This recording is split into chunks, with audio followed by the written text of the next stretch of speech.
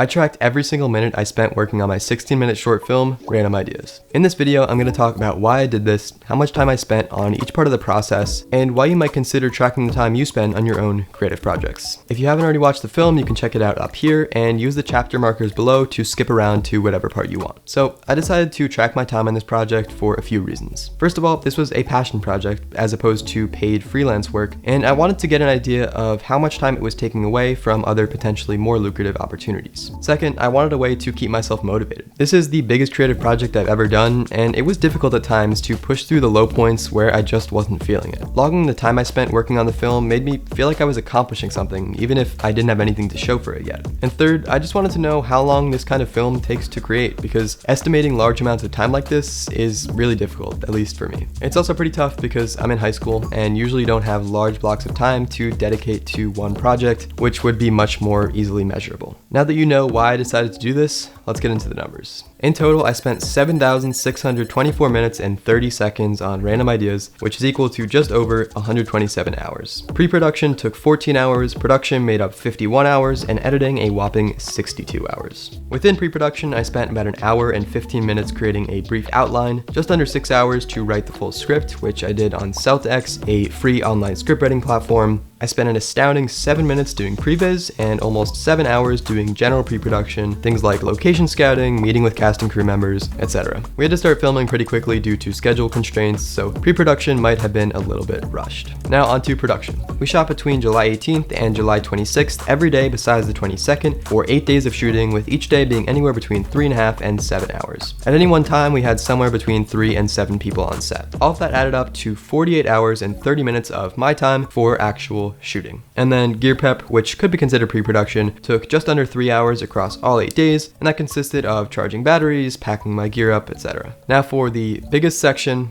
editing. The initial rough cut, which I believe was just finding the usable parts of each clip and throwing them all in a timeline, took 4.5 hours. I spent another 4.5 hours choosing music tracks, all of which I got from Artlist. I'm not sponsored by them, but I am a paying customer and I use their music and sound effects for almost all of my projects, and you can get a couple months free on your subscription if you use the link in my description. Anyways, back to editing. Assembly, meaning essentially all of the editing besides sound, color, and VFX, took 18 hours over 15 different days. Color grading took almost 13 hours, which was extended because I sort of had to grade the film twice due to color management issues in DaVinci Resolve, and then sound design took another 15 hours. This included recording fully myself, downloading sounds from Artlist, and of course, adding them into the film. I spent 80 minutes searching for visual assets, mostly the clips and audio in the very beginning of the film, where a bunch of artists are talking about the importance of having good ideas. And then I spent 2 hours on the credits, mostly because of this one simple 2-second animation. To wrap everything up, I spent just under 3 hours tweaking my exports and uploading to YouTube,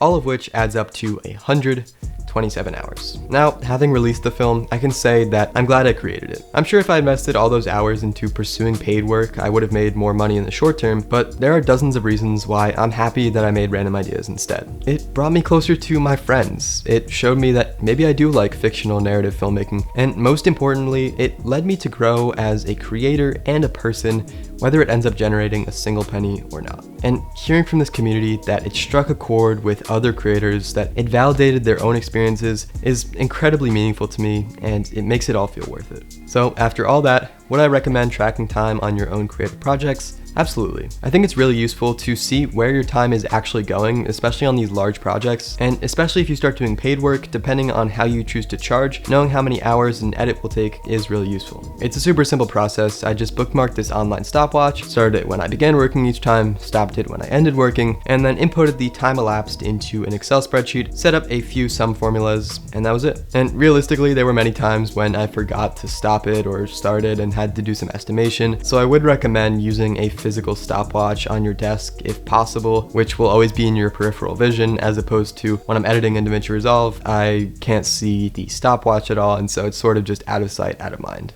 I hope this was useful. Tell me in the comments what else you want to know about this film, and have a great day. Perfect. Yeah. That's a wrap. Nailed it.